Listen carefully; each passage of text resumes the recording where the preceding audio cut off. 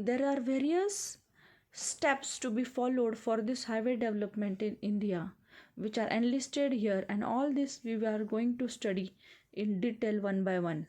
So, first is Jaikar Committee, which was founded in 1927. Next, Central Road Fund, it is also called as CRF, which came into existence in 1929. Later on, there was found IRC, that is Indian Road Congress, in 1934. Then Motor Vehicle Act came into existence in 1936. After all these acts were formed, the first 20-year road plan came into existence. As the duration was 20 years, this came into existence in 1943 to 1963. During these 20 years plan, there was the formation of CRRI, that is Central Road Research Institute, in 1950. Along with it, there was also the foundation of or formation of National Highway Act NHA in 1956. After this, the second 20-year road plan was formed in 1961 till 1981. In between this, there was the foundation of Highway Research Board in 1973. Then National Traffic Policy Committee was formed in 1978. After this, the third 20-year road plan came into existence in 1981 to 2001. During this, there was also the formation of National Highway Authority of India NHAI in 1995.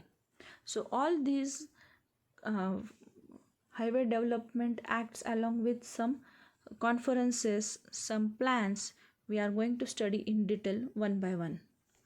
So first is Jaikar Committee, formed in 1927.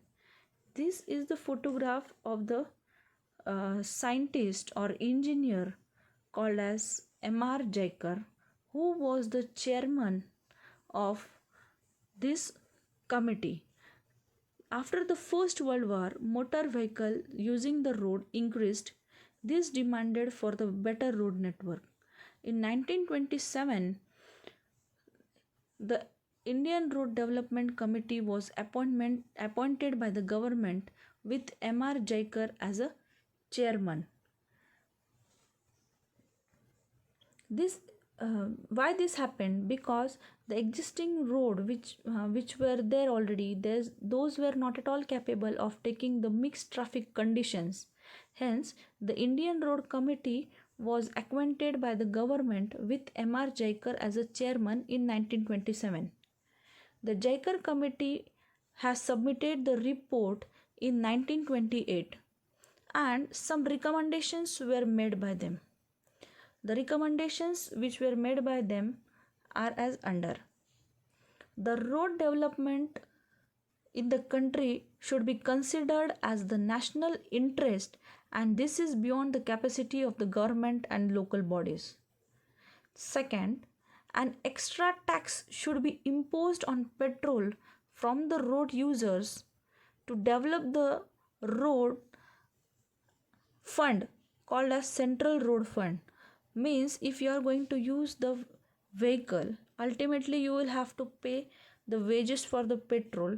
Hence, some extra tax will be imposed on the petrol, and this tax, whatever will be collected, it will be utilized for the development of the road, and this fund, whatever will be collected, it will be called as a Central Road Fund. Okay. Then next, the semi-official body should be formed to pull the technical know-how from the various parts of the country and to act as an advisory body on the various aspects of the road. Means they have to take into consideration the future, and they have to decide that how should be the plan. And lastly, the research organization should be formed to carry out the research and development work so as to cope up with the existing new things. Then next we have as IRC, Indian Road Congress, which was formed in 1934.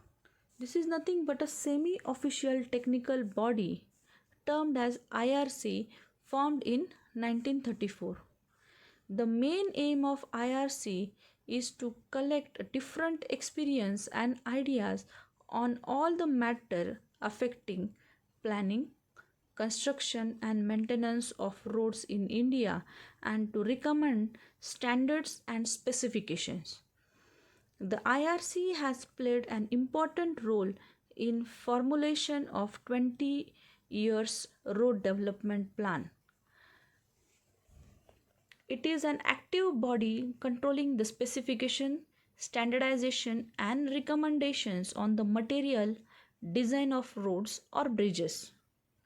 It publishes journal, research publications and standard specification guidelines. It also helps to provide the platform for expression of professional opinion on the matters related to the roads and road transport. Means IRC has played a vital role in formulation of a first 20 years road development plan.